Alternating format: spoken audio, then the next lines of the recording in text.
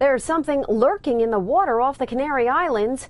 Black lava rocks have been floating to the surface.